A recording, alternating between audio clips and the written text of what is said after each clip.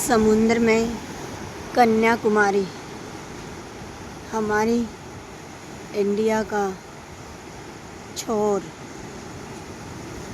Last वाला हिस्सा। ये देखिए समुद्र में उठती हुई लंबी लंबी लहरें और ये साउंड जो म्यूज़िक है वो ओरिजिनल है।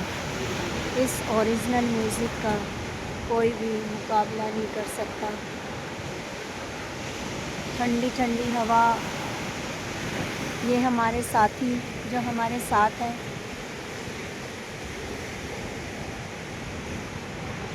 सनराइज़ का वेट करते हुए।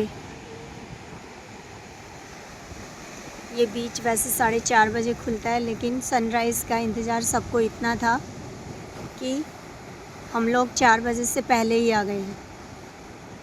लेकिन जल्दी आने का फ़ायदा भी है।